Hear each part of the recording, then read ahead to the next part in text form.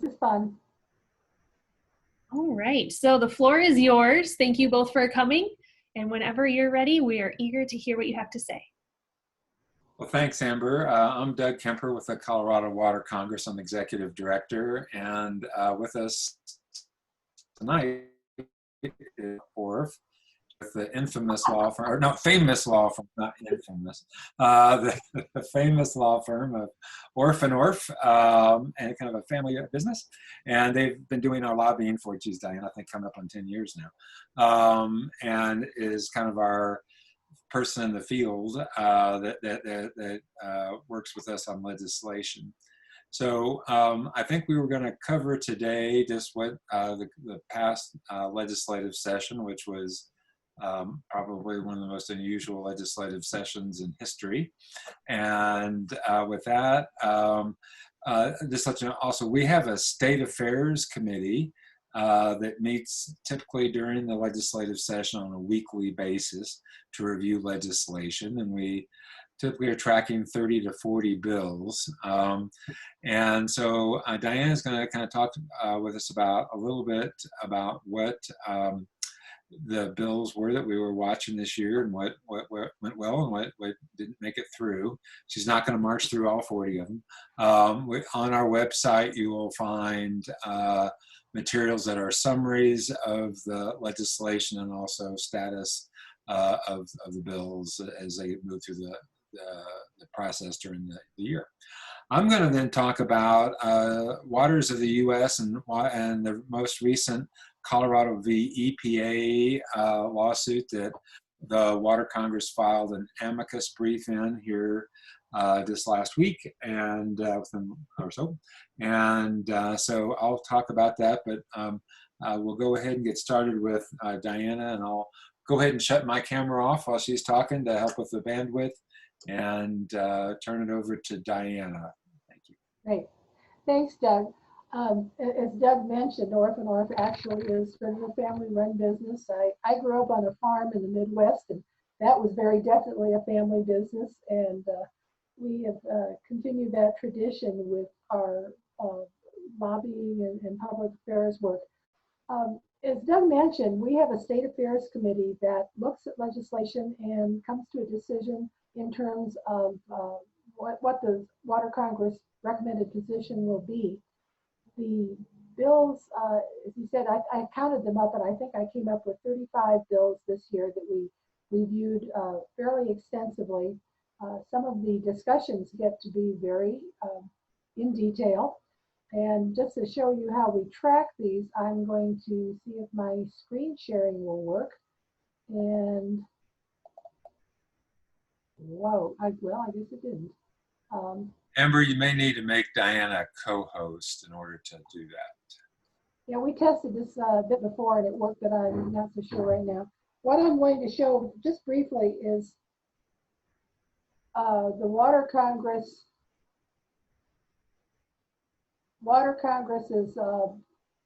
status sheet to show you how we track the bills for the membership. We tested this earlier and it worked well, but not.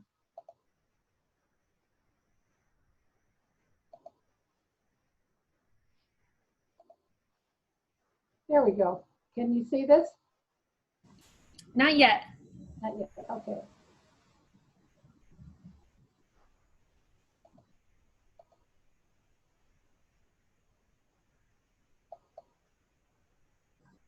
Are we on? There we go. Yep, we're good to go.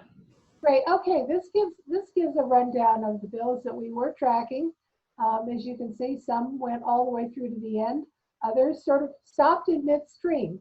Now, most of those actually were killed as they went through the committee process, and in most cases, they were killed by the bill sponsors. Many times, the sponsor will introduce a bill, and after talking to some of their colleagues, decide that perhaps what was a good idea is not something that will make it through the entire process. It may cost too much money for the state. There may be a variety of reasons why the bill is not determined to be one that's going to receive top priority. But again, there were 35 bills that we looked at in quite some detail.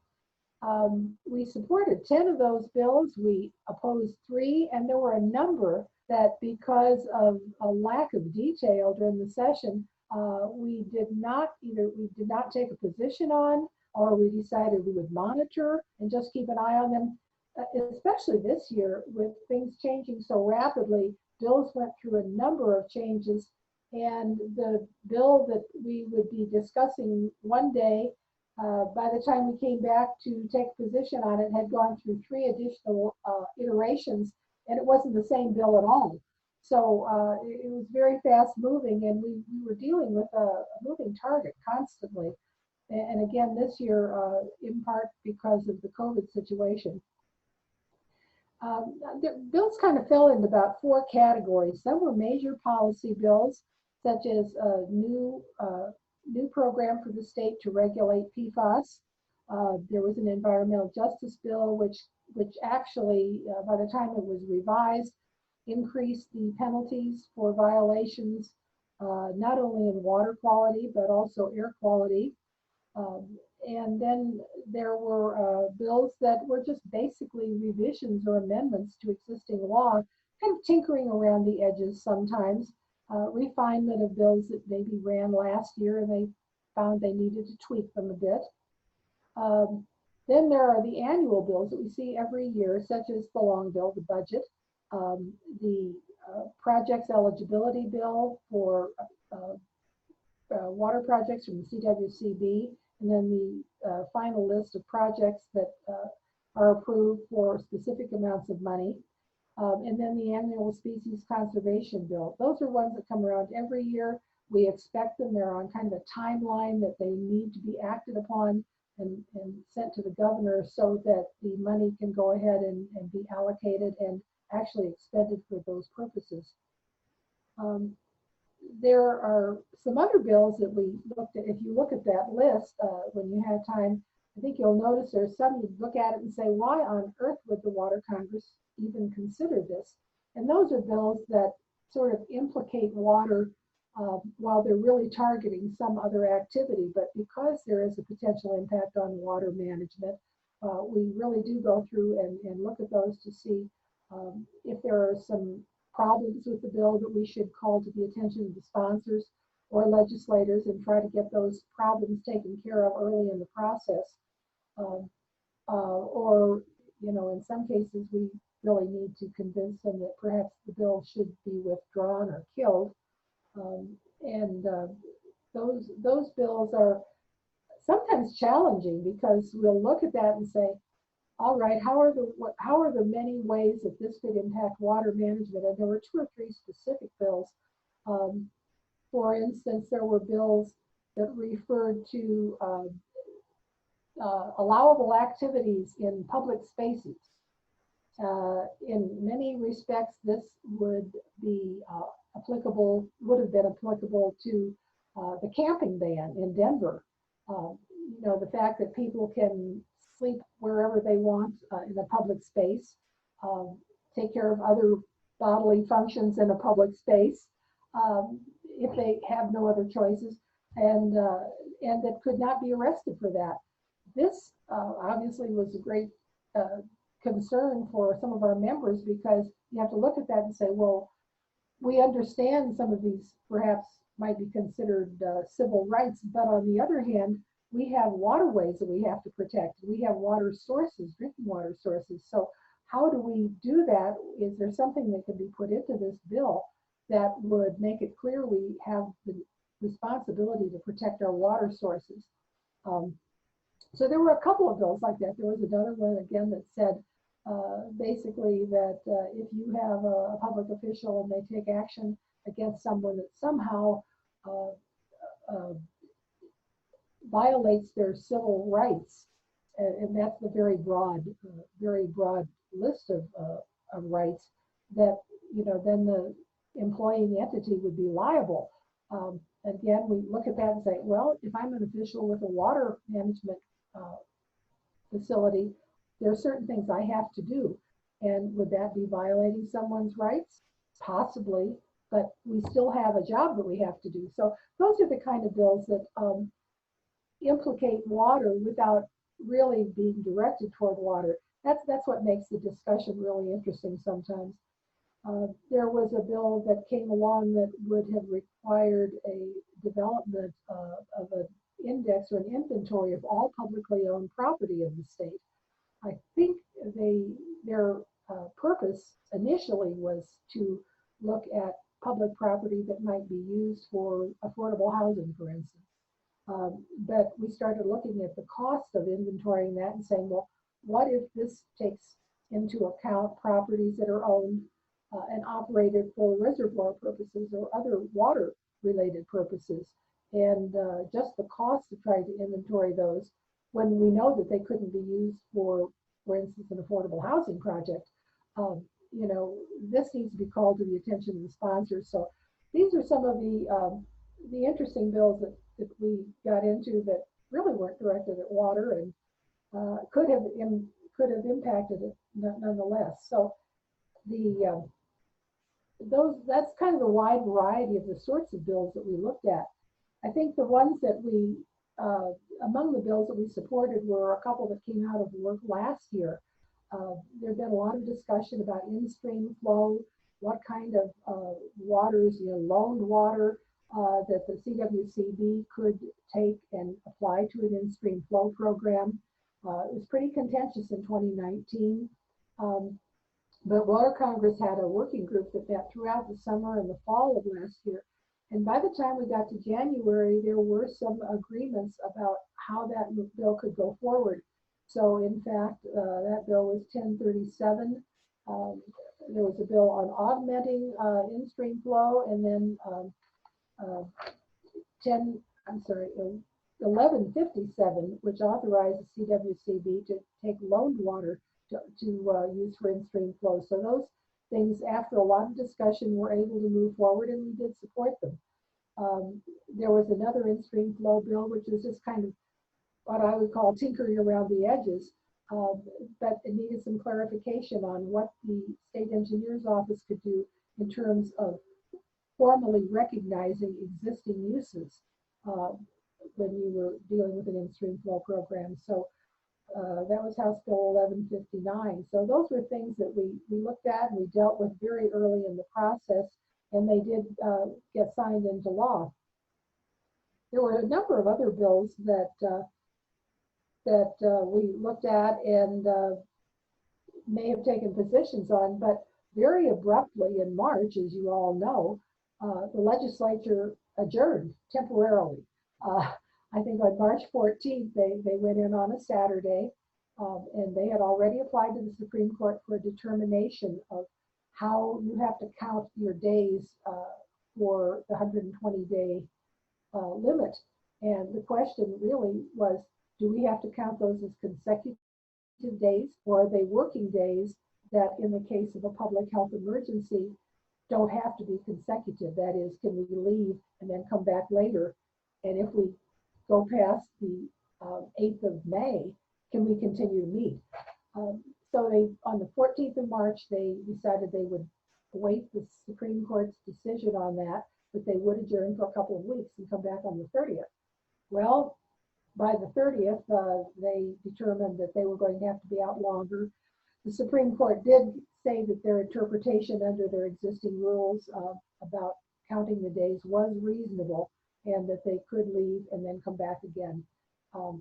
As it turned out, what they thought was going to be about a 2 to 3 week hiatus turned into 2.5 months. They did not actually return until the 26th of May.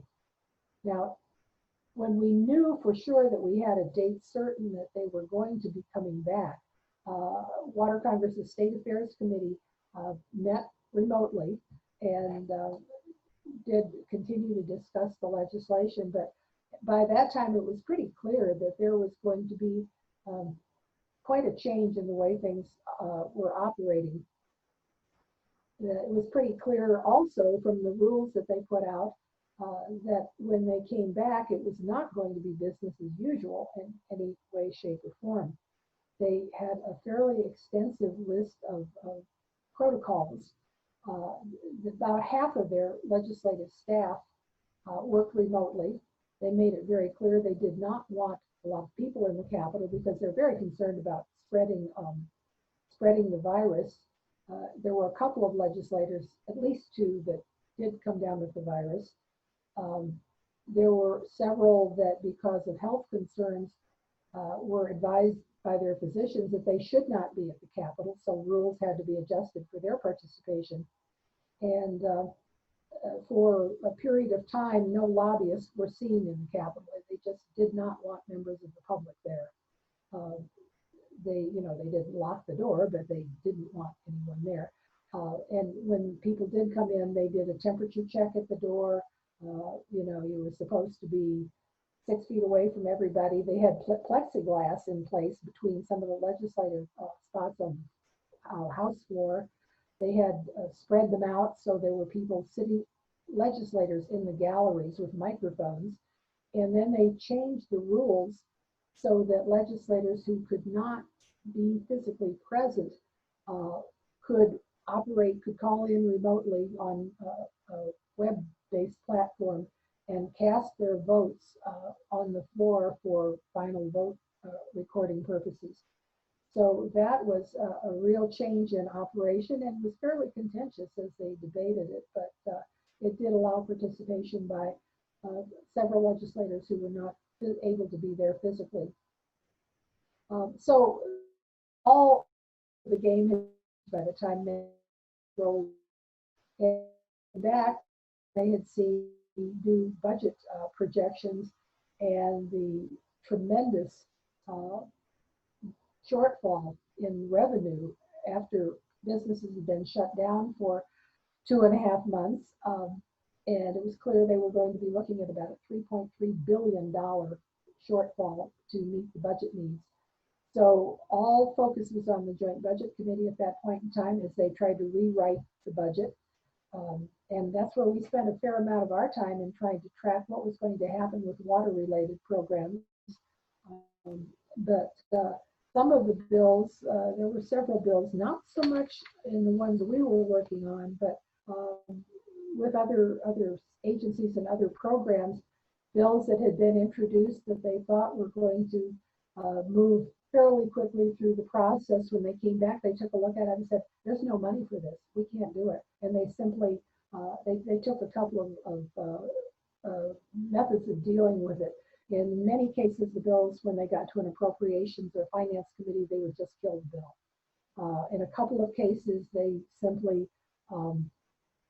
didn't take any action at all, and they did die on the calendar. But in a handful of others, they delayed. They didn't want it on the record that they had killed it, so they would make a motion to lay the bill over until December 31st, knowing full well that, of course, that killed the bill. But it's just one of those little fictions that they use to avoid having a defeat of a bill on the record. So all the rules by that time had changed. Their priorities had changed. They had a package of bills that they wanted to get through to, so far as they could, protect workers, provide whistleblower protection for those who felt their workplaces were unsafe in the virus situation. They had a whole host of bills related to the pandemic. And then, of course, they had a couple of bills that they needed to pass to raise revenue. There were a couple of tax measures there. One would have made a number of changes to the state tax code, and the other one imposed a new tax, and it goes to the voters in November, a new tax on nicotine products and tobacco. So the revenue raising, worker protection, just the whole priority list had changed. So we were fortunate that the bills that we were really concerned with, that we supported, got through before that time. When we came back, there were 2 or 3 important bills for the water community, that being the projects bill. It hadn't been introduced yet at the time they left in mid-March. The species conservation bill had just been introduced but had had no action taken on it. And we were very concerned that those be able to move through the process. And those, I'm happy to report, were signed into law. But when they came back, they were limiting themselves and did their final work in 3 weeks. They actually could have gone for about another 2 to 3 weeks, but under the rules of the 120 working days. But they wrapped it up in 3 weeks, and they adjourned on June 15th. So it was, to say the least, it was sort of a wild ride. And from one day to the next, we weren't quite sure what the outcome of everything was going to be, because there was so much uncertainty. There have been no rule books written for this. The legislators themselves didn't know what was going to be happening. The executive committee that really sets the rules for the legislature and makes recommendation on rule changes met 2 or 3 times, and they tried to make it as transparent as possible, but there was no rule book to go by, and they were really flying blind in many cases. So I think, given that, I was pleased that things turned out as well as it did. I rather suspect that when we go back again in January, under whatever circumstances those may be, that there will be several things perhaps from this year that will carry over, and we'll see them again next year, simply because they weren't able to move forward because of either the budget or the time allotment that it would take.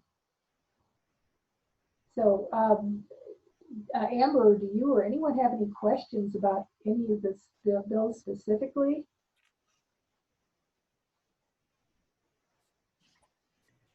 Not about the bills specifically, Diana, but you mentioned that there were 4 categories, and you mentioned policy bills and annual bills, but I missed the other 2 categories. Sure. And these are my own subdivisions, because I like to put things in little cubby holes. It helps me think of it if I have a framework.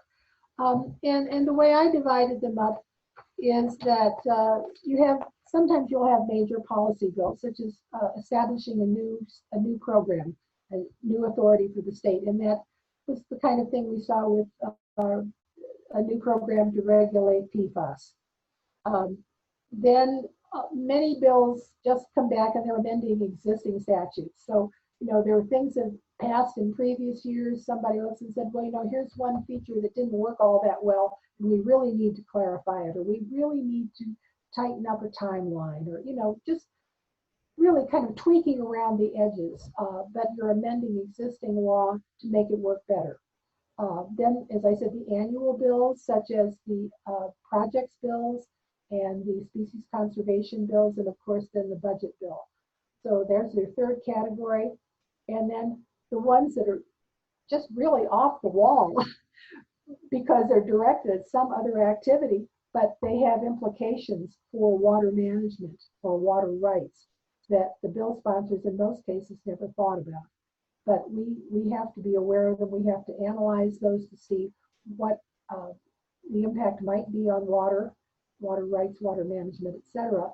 And so those are kind of the fun ones, but they also are a little more challenging. So those are the 4 categories that I put things into. Thank you.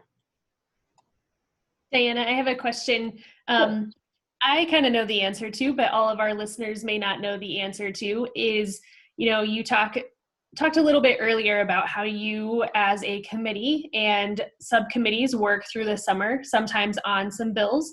Do you have anything lined up this summer that some of our members should be looking at? Okay, well, one of the more contentious issues, and Doug will probably get into this a bit when he talks, as a result of the state's lawsuit against EPA or against the federal government on WOTUS, the waters of the U.S., the state believes that there are a number of gaps in regulatory handling of dredge and fill activities. So they wanted to have a new authority given to the health department to have a dredge and fill program of their own, and kind of taking over what the Corps of Engineers has traditionally done.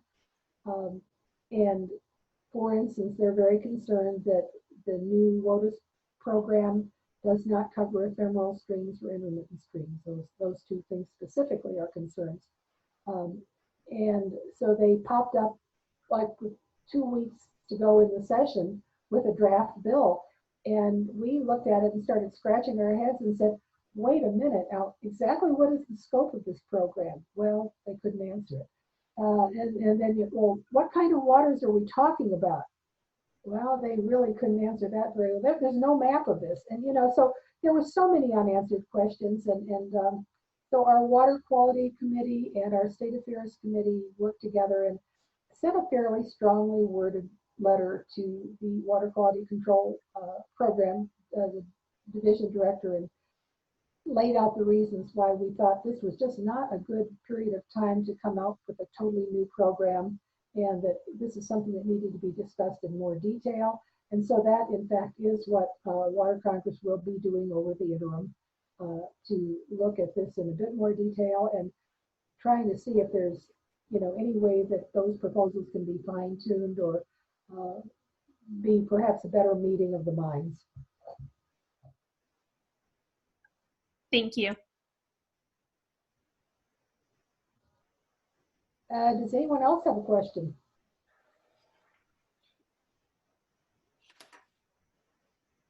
I know Shanae said you probably wanted to hear a little bit about some of the things we're looking at next year. Obviously, the dredge and fill issue is the big one. One of the other things that was a concern is when the projects bill went through every year for the last several years, there has been money allocated to a water education program. This year, the Speaker of the House determined that that money should really go to projects and not be spent on water education, or as she put it, marketing. Obviously, that was not agreed to by a lot of other people. And Representative Arndt ran an amendment that did take the money out this year because there wasn't really much money, but it left the authorization in place. Then later on, the Speaker came back and took it out again. And that obviously caused a number of people to be very upset. Representative Arndt has said that she will reinstate that educational authorization in the bill, or by separate bill next year, kind of at the top of her priority list. But for right now, it's not in this year's authorization. I know there had been a bill this year that said basically if you use water efficiency in your irrigation practices or whatever, the water that you don't use through the efficiency will not be subject to abandonment. Representative Arndt was a sponsor on that bill, and again, that was one that she didn't feel was quite ready to go forward at that point in time, but she wants to revisit that issue next year, as well as talking about gray water use some more. And so, there are some things that we know are on the horizon. I know I've got feelers out talking to various people to say, what are you thinking about for next year? But frankly, because the legislature adjourned so late this year, June 15th, we basically had 5 to 6 weeks is all, and I think they're still in recovery mode. So it's a little early to have too much of a crystal ball right now. Yeah, we can't really tell much what's going on tomorrow, let alone what's going on this season. So thank you for that. I appreciate that perspective. Yeah, and so it's certainly been, and as I said earlier, it's been an unusual year. I think the Water Education Colorado was fortunate that they were able to take advantage of that Paycheck Protection Program, which helped really offset what was about $150,000 loss of funding from the state, and we'll see if that comes back or not. The state's budget, one of the things we've been watching very closely is the severance tax situation here. And if you look at the forecast, so severance tax collection lags about 2 years behind actual production. And so severance tax goes for the Colorado Water Conservation Board's loan fund, so they offer low interest loans. They had about 45 million of that loan fund swept to balance the budget this year. But what lies ahead is going to be probably worse when we look at the decline in severance tax projected as we look at 1 and 2 and 3 years out is to levels that we haven't really seen in 15 years beyond. So that's going to be a big deal, and that money does things like support the water supply reserve account, the basin funds, and so forth that are used for a lot of local projects. So this is going to be something the water community is going to have to continue to work and fight for as and be able to legitimately argue about why that's important over other possible places that money could be used for, such as K-12 education and that type of thing. So big issues ahead still coming. And I don't think the state has really felt the effect yet from the corona shutdowns. I think that's still ahead. This happened, the state's fiscal year is July 1 through June 30th. So we'll start feeling that next fiscal year, and I think for several thereafter. And as we've all been saying, we get comfortable with I don't know about talking about anything related to the future. So Diane has been a huge help for us as we have worked our issues. We've got an extremely strong track record legislatively since 1980. I think we've had maybe 1 or 2 bills get signed out of all the ones we're tracking, take positions on. It's only been 1 or 2 that have made it through the process. And then of the bills that we support, 80-85% of those get signed into law. So they've got a really great offense and defense, and a lot of that is due to people like Diana, and our State Affairs Committee is a fairly large committee. We have over 200 people on there, a lot of lobbyists that are working for our member organizations. So we've got a very strong voice over there at the Capitol, and so that's really made a huge difference, and I think been a strong benefit for Colorado's water community. As we were talking, Diana was talking about this whole dredge and fill thing and waters of the U.S. And my goodness, it just seems like we've been talking about this like forever. And in fact, we have. And so kind of reeling the clock way back, nearly 50 years ago, once upon a time, we had the Congress passed and the president signed something called the Clean Water Act. And in that, the idea was, this kind of fishable, swimmable goal. We had huge problems with river pollution at the time, and big concerns about that, concerns about just, regulation of new dam construction and that type of thing. So really, and that became the 2 real components of the Clean Water Act that we really think a lot about when we talk about what the Clean Water Act is. There's Section 402 that has to do with discharge of pollutants to waters, and ultimately that generated the NPDES, the National Pollutant Elimination System, Discharge Elimination System. And so that's Section 402. Then there was another section that is more popular, that's known as Section 404. That has to do with placement of dredge and fill. It's a very inelegant name, but really it just means putting dirt into waters into water. So in '72, we had the bill, the legislation was passed. We had and it really focused on 402 and 404. The next year, Colorado passed the Colorado Water Quality Act. And in that, we focused on taking over the regulation primarily of discharges, wastewater treatment plant discharges, et cetera, that go to waters. So at the time the Clean Water Act was created, we kind of talked a lot about navigable waters. And so the question is, what really is a navigable water? And we still don't know.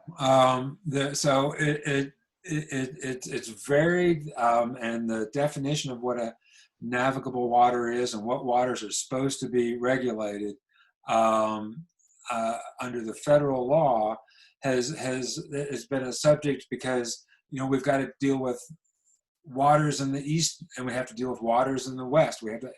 Diane talked about this streams by the exotic name of ephemeral streams, which I just love that name. And that these intermittent kind of streams. Are you regulating wetlands? What kind? Which ones? Where? What about what's called prairie potholes? So that has gone back and forth, and ultimately been kind of somewhat narrowed and tried to better define this over the years. So finally, in 2000, what became the 2008 Supreme Court decision in the case called Raponos, there was, and this was a split decision too. We were still like, well, we can't really decide what it is here at the Supreme Court level. And so EPA came out with something called the 2008 guidance. And so that's really what we've been living under as what determines what waters are regulated. Now, that is really kind of, and at this very moment, that's the law of the land in Colorado about if you're thinking about, well, is this a water that I need to be worried about or not? So that's the way things are currently. Now, the state, meanwhile, remember we talked about the Colorado Water Quality Act. In '73, the state came out with this ginormous decision or statement about what are waters of the state. So that's what's to be regulated, which is just about everything. It's waters that are both surface and groundwater that are basically flowing through the state. So that's just about, that pretty well covers it, and is pretty much everything.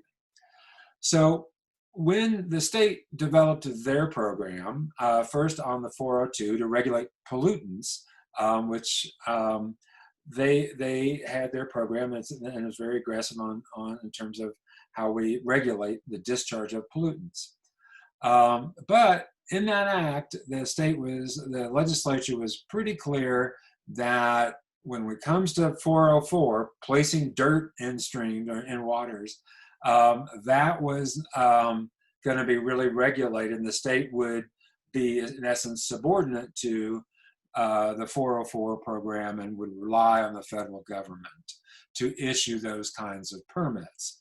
And I think, Diane, you probably know better, I think there's only 2 states in the US where the states have that 404 permitting authority. Colorado's not one of them, to regulate this discharge of fill material into waters.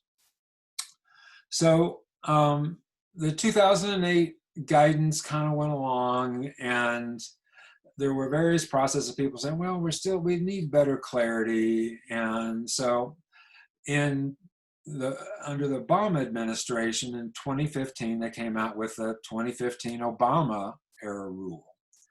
And that was about a 75-page document, 75 pages to tell us what is a water that's going to be regulated and what's not. So there still was some uncertainty. There were some that felt that this was an improvement over the 08 guidance, some that didn't. So people all over the map on this. So the 2015, what happened? There was an election. Right after that, there was an election, but right before then, there was, especially in North Dakota, there was a lawsuit that was sought to enjoin the 2015 rule to be implemented. Meanwhile, the Trump administration gets elected and says, we're going to repeal the 2015 rule and we're going to replace it with a new rule. And so that became the new rule, became commonly called the 2020 Waters of the U.S. Its technical name is a Navigable Waters Protection Rule. And so that really focused on what was really 4 classes of water.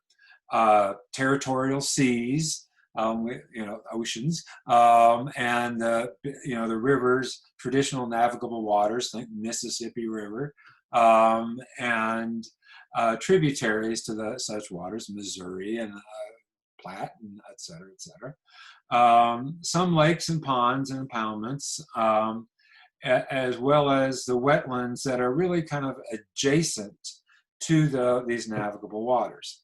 So that the administration has basically taken the entirety of this term anyway, to develop this rule and get it in place. It was released last year.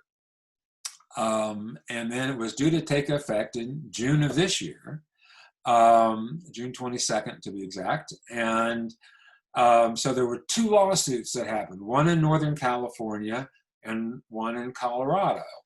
And in Northern California, they were saying, no, we need an injunction, or at least a preliminary injunction, because we're all going to be harmed by this, was the argument that was made in the Northern California case. And Colorado did not participate in that, by the way, so it's an important distinction. And the judge there ruled that, no, we don't think we need to do a preliminary injunction here. So the court in Northern California denied that motion.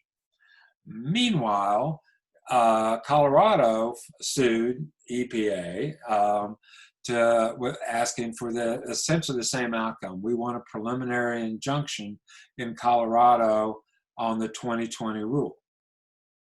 Well, the judge granted that motion. So now Colorado today is only one of the 49 states 50 states, all the other 49, that the 2020 rule is not into effect. So we're still operating under now we're going back. The 2015 rule kind of got swept away, and now we're back to the 2008 guidance, but only in Colorado.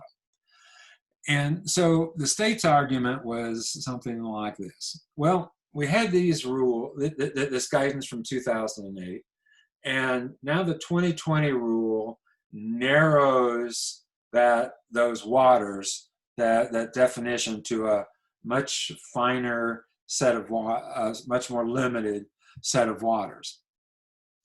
Well, the state then came out and said, listen, if you're going to do that, now we have waters that we always assumed were going to be covered, or since 2008 at least have assumed, that those waters were going to be covered.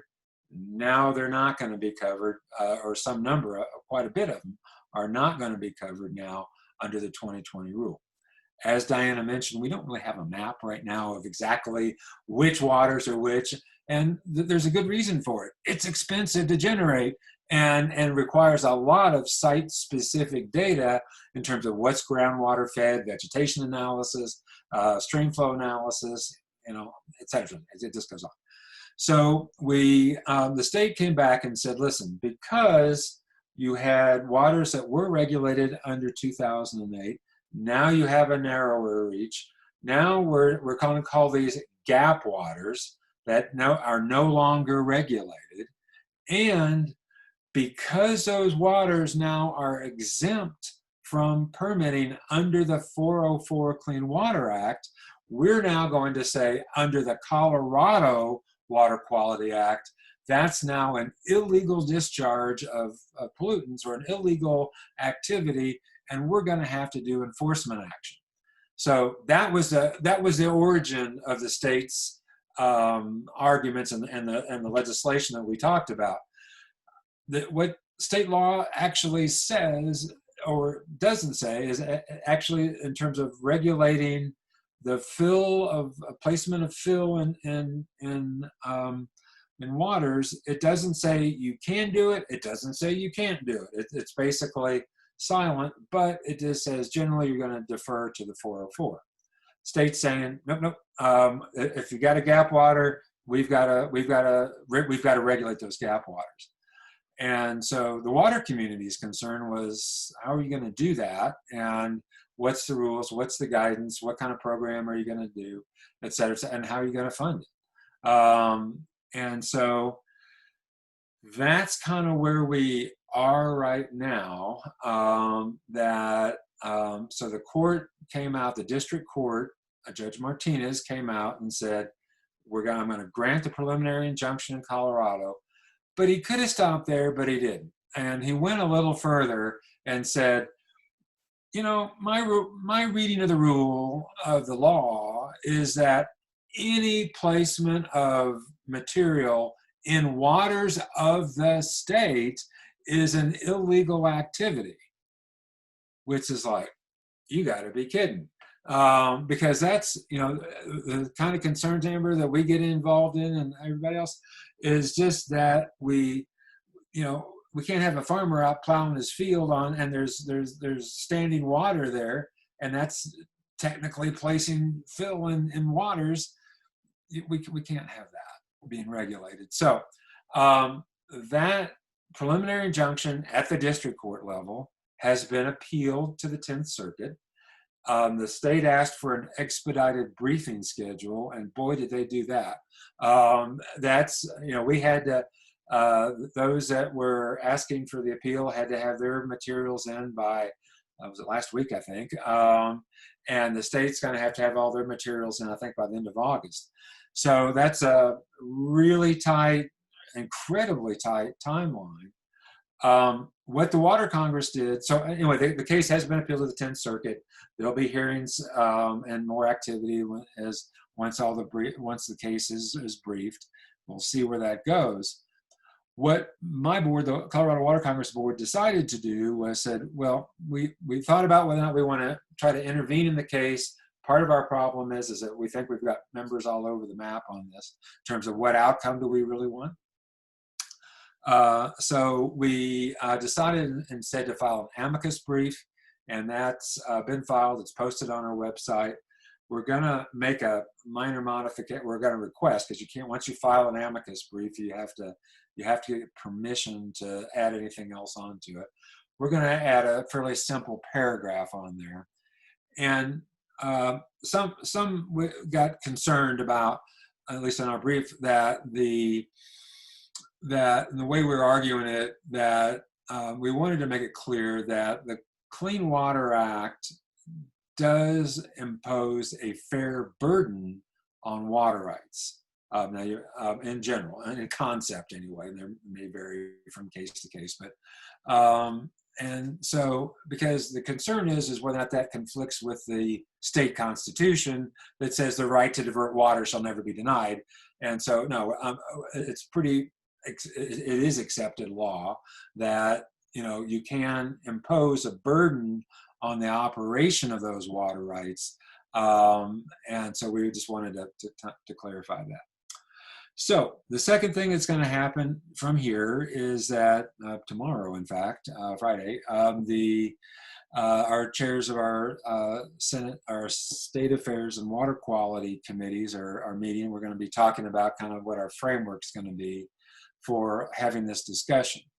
Meanwhile, the state Water Quality Control Division will be having a set of stakeholder meetings. They've done one already that kind of summarizes where we are. They got 3 more ahead. Our goal is going to be to figure out how our process is going to interact with the state's process and hopefully feed into it. And the Water Quality Control Division is a member of the Water Congress, and so we'll certainly want to work with them as we kind of think about, so what's next? Because today, right now, there are no gap waters. There only are these gap waters if, and in fact, there always, at some level, has always been gap waters, because there's, as I said earlier, there's been a difference between waters of the state and waters of the U.S. really since the beginning. So the question is, should if the state were to develop its own program, what might it look like? And then more importantly, or as importantly, if we think at some point the state should do that, how does that interact with at the federal level? And then that's going to be pretty important. And then also to kind of think about, okay, what needs to be actually in statute? In other words, to define the limits of what should the state develop its own dredge and fill program. What needs to be in statute, and what needs to be in regulation. So it's pretty typical for the Water Quality Control Commission. That's the one that sets the regulations on water quality. It's pretty typical for them to take authorization from the statutes and then develop regulations from that authorization. So the real question ahead is going to be, what's the size? First off, should the state have its own program? Second, if you get to the answer of, well, let's maybe explore that, then it's like, what would it look like, and what would its limits be?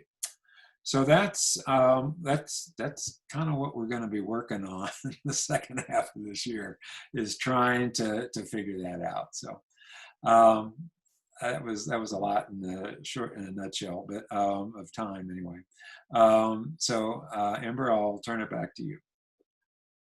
Thank you. I think that was the most interesting timeline I've heard in a while. It was so dramatic and I loved it. It piqued my interest, even though I've heard it before. So thank you for that. Does anybody have any questions for them? Don. Yeah, so my question is in regards to the what's next aspect of it. We've gone through district court. We're at the 10th Circuit Court. What's next? What kind of steps happen after 10th District? That's up to the 10th Circuit. The district court appeals go to the 10th Circuit. District court rulings go to the 10th Circuit when you're appealing those. So we'll have to see. They could ask for more information. They could remand it back to the district court and say, Judge Martinez, try this again, but here's do something. Here's a framework in which you need to do this. And Judge Martinez is the one that had ruled, there's been a couple of rulings, I won't get into now, about that we've been concerned about, that just didn't seem to be quite on the way things are. So the 10th Circuit could recommend it, or refer it back down and see for additional hearings. Meanwhile, we've got an election coming up in November, and who knows what's going to happen there, and if there's a change of administration, what that might look like, because you could get through this, and will the court likely rule before, will this whole case be disposed of by November 3rd? Diana might know better than me, but I don't think so. So we'll be at it. I think we'll be at it a while, and especially if there's a change of administration, we can run a whole bunch of speculations about what a new administration would do as well. So, and frankly, is that it puts the water community in a bit of a difficult position here, because it's like we're getting whipsawed, because we've kind of gone, if you're trying to go out and do a permit, first it's, okay, you're under the 2008 guidance. No, okay, looks like we're getting ready to get under the 2015 rule. So we're kind of getting ready for that. And then that gets swept away. Then we're into the 2020 rule. Then we're back to the 2008 guidance. And now we don't, if you're trying to permit a project, goodness sakes, we need some certainty, because there are tens of millions of dollars per project in many cases that go into the permitting. And if you need to know what, tell me what the playing rules are, rules of the game. Yeah, it's tough. So that's not removed from all this discussion is that very point of, if we're going to be battling over this in court for, I don't know, maybe another decade, what's in Colorado's best interest? Are we better off to try to find our own program or not? I don't know. I don't know the answer to that. I love the question though. Does anybody else have any questions? Perfect. Well, I want to put in a couple plugs. I do want to confirm for some of our members who may still not know that DARCA does have a seat on the State Affairs Committee. So we always open that door and welcome any feedback. So if you have any comments or concerns about any of the bills that are going up for legislation, or you're hearing things, please talk to DARCA, and we have that line of communication already established with State Affairs. So that's a great partnership there. And we also try to feed all the information CWC puts out to our members. So if you ever wonder about legislation, there's a good way to start there. And also we have a reciprocal membership with CWC. So if you are a DARCA member, you're automatically a member of Colorado Water Congress, which is fantastic. So that's just an added perk of being a member with us. So let us know if you're interested in that.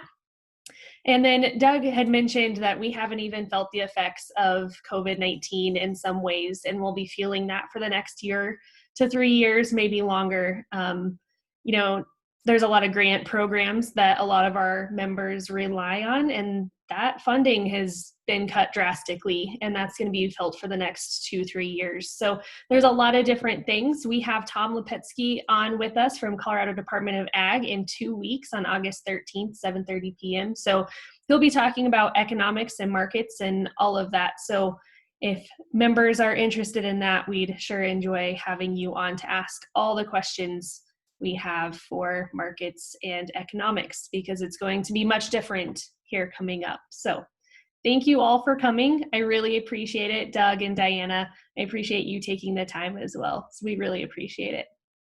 Thank you, Amber.